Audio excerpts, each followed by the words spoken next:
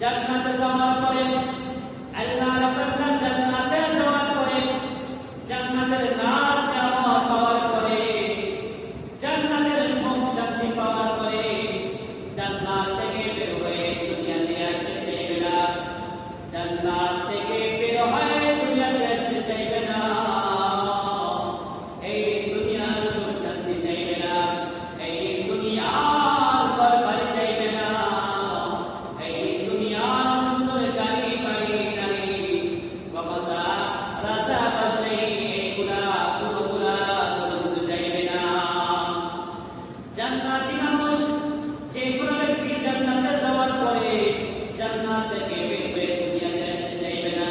কিন্তু একজন আল্লাহর বান্দা যে ব্যক্তি জান্নাতে যাওয়ার পরে জান্নাতের সকল রাজ নিয়ামত পাওয়ার পরে জান্নাত থেকে সে ব্যক্তি দুনিয়াতে আসতে চাইবে, সে ব্যক্তি দুনিয়াতে আসতে চাইবে। কেন সে ব্যক্তি দুনিয়াতে আসতে চাইবে? আর সেই ব্যক্তিকে যে জান্নাতে যাওয়ার পরে জান্নাতের সকল রাজ নিয়ামত পাওয়ার পরে জান্নাত থেকে বের হয়ে এই দুনিয়াতে আসার জন্য বারবার কামনা করবে, বলেন সুবহানাল্লাহ। এমন ব্যক্তি যে ব্যক্তি শাহাদাত বরণ করেছে, ইমান হয়ে গেছে, শহীদ হয়ে গেছে। বুখারী শরীফের হাদিস হযরত আনাস রাদিয়াল্লাহু তাআলা মধ্যে বর্ণিত,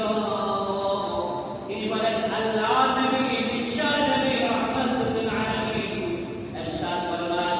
যে ব্যক্তি আল্লাহ তাআলার জন্য, নবীর জন্য, ইসলামের জন্য, দ্বীনের জন্য জিহাদ হয়ে গেছে, শাহাদাত বরণ করেছে, শহীদ হয়েছে, ওই ব্যক্তি জান্নাতে যাওয়ার পরে জান্নাতের নাজ নিয়ামত সব কিছু পাওয়ার পরে শহীদের মর্যাদা এত বেশি আল্লাহ রাব্বুল আলামিন দান করবে, এত ফজিলত, এত মর্যাদা, এত মান সম্মান শহীদের, এই শহীদের মর্যাদা দেখে ওই শহীদ ব্যক্তি, বুখারী শরীফের হাদিস আল্লাহর নবী সাল্লাল্লাহু আলাইহি ওয়াসাল্লাম বলেন, ওই ব্যক্তি বারবার দুনিয়াতে জমিনের মধ্যে আসতে চাইবে এবং 10 বার আল্লাহ তাআলার রাস্তায় জিহাদ করে শহীদ হইতে চাইবে, বলেন সুবহানাল্লাহ। শহীদ ব্যক্তি যে আল্লাহ তাআলার জন্য জীবন দিয়েছে, সে জান্নাতে যাওয়ার পরে জান্নাতের সকল রাজ নিয়ামত পাওয়ার পরে জান্নাত থেকে বের হয়ে দুনিয়াতে আসিয়া আবার আল্লাহ তাআলার রাস্তায় জিহাদ করে, লড়াই করে, যুদ্ধ করে শহীদ হয়ে শহীদ মর্যাদা লাভ করে এই দুনিয়া থেকে একবার নয়, বারবার 10 বার শহীদ হওয়ার ইচ্ছা, আকাঙ্ক্ষা, তামান্না, বাসনা এবং আল্লাহ তাআলার নিকট দরখাস্ত করে, বলেন সুবহানাল্লাহ। তাহলে কোন ব্যক্তি জান্নাতে যাওয়ার পরে জান্নাত থেকে বের হয়ে আসতে চাইবে দুনিয়াতে? শহীদ ব্যক্তি। কোন ব্যক্তি? শহীদ ব্যক্তি যে শহীদ হয়েছে, সেই শহীদ ব্যক্তি জান্নাত থেকে বের হয়ে এই দুনিয়াতে আসতে চাইবে এবং বারবার শহীদ হয়ে আল্লাহ তাআলার নিকটে মর্যাদা বুলন্দ হওয়ার জন্য সে চেষ্টা করবে, বাসনা করবে, কামনা করবে এবং দরখাস্ত করবে, সুবহানাল্লাহ। 2 নম্বর ব্যক্তি প্রশ্ন হলো, কোন ব্যক্তি শহীদ হওয়ার পরে কোন ব্যক্তি জান্নাতে যাইতে পারবে না? কেন জান্নাতে যাইতে পারবে না? আল্লাহ নবী বিশ্ব নবী রাহমাতুল লিল আলামিন বলেন, আল মুকাদ্দিমু ফি সাবিলিল্লাহ,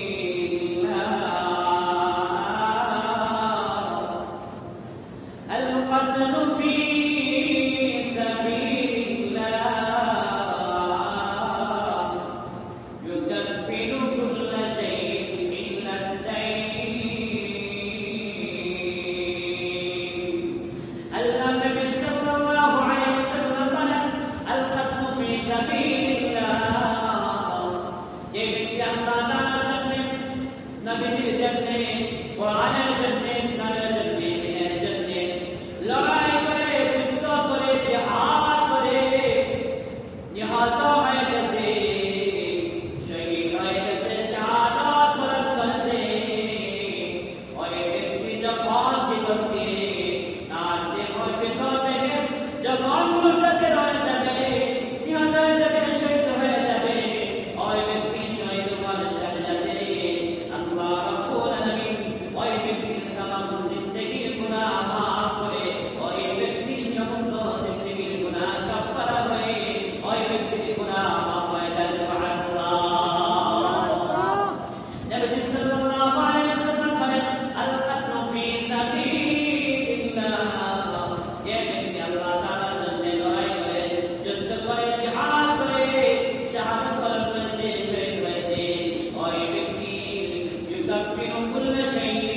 तमाम जिंदगी गुनाह शहीद और शहजादे कफर हुए ওই ব্যক্তির तमाम गुनाह माफ হয়ে যায় সুবহানাল্লাহ কিন্তু আমার একটা বিষয় এমন একটা বিষয় যেটা মাফ হয় না নবী সাল্লাল্লাহু আলাইহি ওয়াসাল্লাম বলেন ইল্লা তাইন যদি ওই ব্যক্তি ঋণগ্রস্ত থাকে ওই ব্যক্তি যদি ঋণী থাকে ওই ব্যক্তির ঋণ ওই ব্যক্তির জান মাফ হয় না ঋণ ছাড়া বাকি জিন্দেগির তামাম গুনাহ শহীদ হওয়ার সাথে সাথে আল্লাহ রাব্বুল আলামিন মাফ করে দেন সুবহানাল্লাহ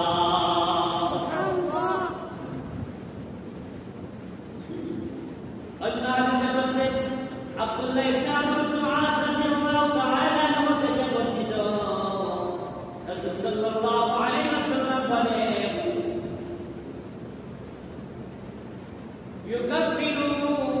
يكفر للشهيد كل شيء إلا الدين يغفر الله للشهيد الله رب العالمين ওই ব্যক্তির তামাম গুনাহ মাফ করে দেন যে ব্যক্তি শহীদ হয় يغفر الله للشهيد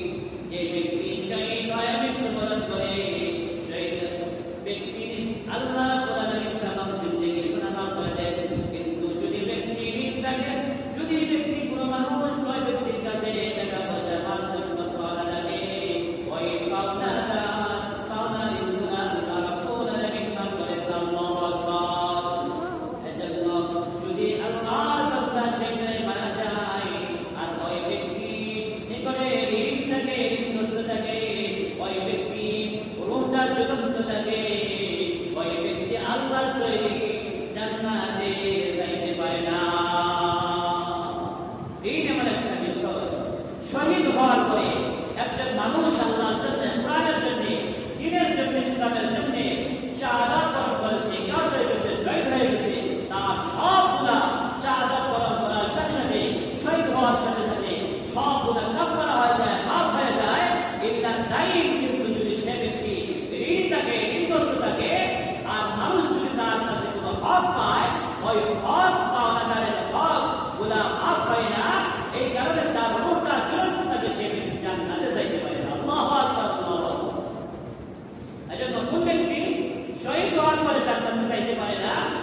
যে ব্যক্তি নিকটে ঋণ আছে ঋণগ্রস্ত ব্যক্তি শহীদ হইলেও সে ব্যক্তি রূহটা জ্বলন্ত থাকে জান্নাতে যাইতে পারে না আল্লাহু আকবার 3 নম্বর মাসআলা নবী সাল্লাল্লাহু আলাইহি ওয়াসাল্লাম কোন ব্যক্তির জানাজার নামাজ পড়ে তো সেটা চললেন পড়ালেন না কেন পড়ালেন না লক্ষ্য করেন প্রথমে বলালো আল্লাহ তাআলা সালমা ইবনে বুখারী শরীফের হাদিস সালমা ইবনে আবওয়াল রাদিয়াল্লাহু তাআলা আনহু থেকে বর্ণিত তিনি বলেন আল্লাহ নবী সাল্লাল্লাহু আলাইহি ওয়াসাল্লামের জীবনে আমরা বলেছিলাম এমন সময় এক ব্যক্তি মাইয়াত লাশ হাজির করা হলো আনা হলো এবং নবী সাল্লাল্লাহু আলাইহি ওয়াসাল্লামকে বলা হলো ইয়া রাসূলুল্লাহ ইয়া হাবিবাল্লাহ আপনি ওই মাইয়াত লাশ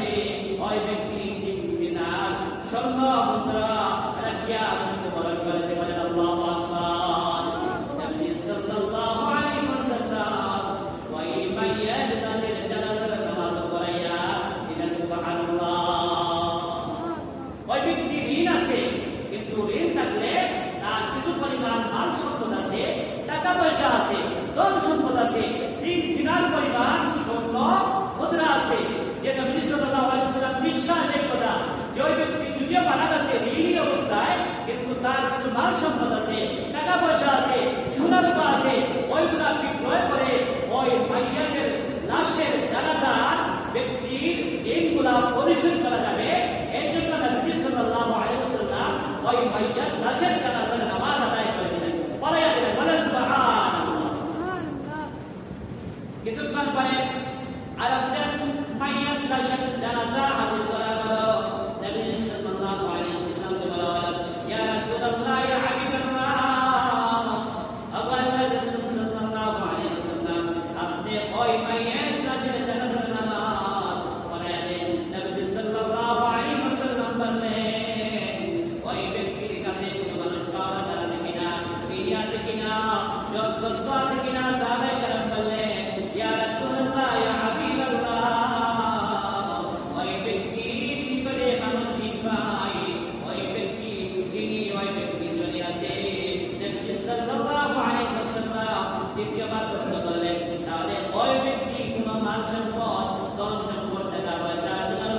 রাখিয়া মৃত্যু বরণ করেছে কিনা? সাহাবায়ে কেরাম বললেন, ইয়া রাসূলুল্লাহ, ইয়া হাবিবাল্লাহ, ওই ব্যক্তি নিজ অবস্থায় মৃত্যুবরণ করেছে, কিন্তু তার ঋণ পরিশোধ করার পরিমাণ কোনো সম্পদ, টাকা পয়সা, ধন সম্পদ, সোনা রূপা কোনো কিছু রাখিয়া যাইতে পারেনি। বলেন আল্লাহু আকবার। নবী সাল্লাল্লাহু আলাইহি ওয়াসাল্লাম সাহাবায়ে কেরামকে বললেন, আমি জানাজার নামাজ পড়াবো না, আমি জানাজার নামাজ পড়াবো না, বরং তোমরা সবাই মিলিয়া ওই মাইয়ের জানাজা, লাশের জানাজার নামাজ আদায় করে নাও। বলেন আল্লাহু আকবার। ঋণ টাকার কারণে ওই ব্যক্তির কাছে মানুষ পাওয়া না, ঋণ পায়। নবী সাল্লাল্লাহু আলাইহি ওয়াসাল্লাম জিজ্ঞাসা করছেন, ওই ব্যক্তিকে ঋণী, তার মাল সম্পদ আছে কিনা? সাহাবায়ে কেরাম বললেন, ইয়া রাসূলুল্লাহ, সে ব্যক্তি ঋণী, কিন্তু তার মাল সম্পদ নাই, টাকা পয়সা নাই, ধন সম্পদ নাই। নবী সাল্লাল্লাহু আলাইহি ওয়াসাল্লাম জানাজার নামাজ পড়াইতে অস্বীকার করলেন, পড়াবেন না। বললেন, আমি জানাজার নামাজ পড়াবো না, তোমরা জানাজার নামাজ আদায় করে নাও। উপস্থিত সাহাবায়ে কেরাম রাদিয়াল্লাহু তাআলা আনহুম আজমাইনের মধ্য থেকে একজন ধনী সাহাবা দাঁড়াইয়া বললেন, ইয়া রাসূলুল্লাহ, ইয়া হাবিবাল্লাহ, আমার ভাই মৃত্যুবরণ করেছে,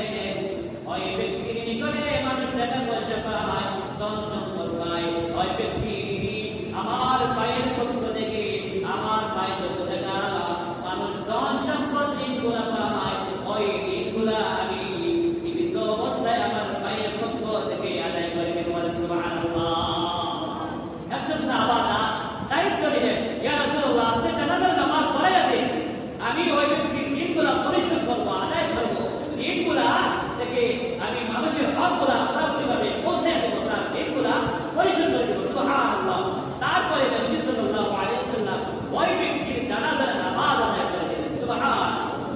এজন্য বাজার হাজির কিরাম, আমরা নামাজ পড়তে পারি, আমরা রোজা রাখতে পারি, আমরা হজ করতে পারি, আমরা যাকাত দিতে পারি, আমরা আল্লাহ তাআলার রাস্তায় জিহাদ করে, লড়াই করে, যুদ্ধ করে শাহাদাত বরণ করতে পারি, শহীদ হয়ে যেতে পারি। কিন্তু যদি ঋণ থাকে, মানুষের হক যদি থাকে, যে কোনো অবস্থায়, যে কোনো মাধ্যমে যদি মানুষ আপনার আমার জীবনে যদি ঋণ পায়, মাল সম্পদ, টাকা পয়সা সম্পদ, ধন সম্পদ যে কোনো ভাবে যদি পায়, এই পাওনাদারের পাওনা আদায় না করা পর্যন্ত আপনি যতই নামাজ পড়েন, যতই রোজা রাখেন, যতই হজ করেন, যতই যাকাত দেন, যতই জিহাদ করে, লড়াই করে, যুদ্ধ করে, শাহাদাত বরণ করেন, আপনি আপনার রূহটা, আপনার জান জ্বলন্ত থাকবে আল্লাহর জান্নাতে।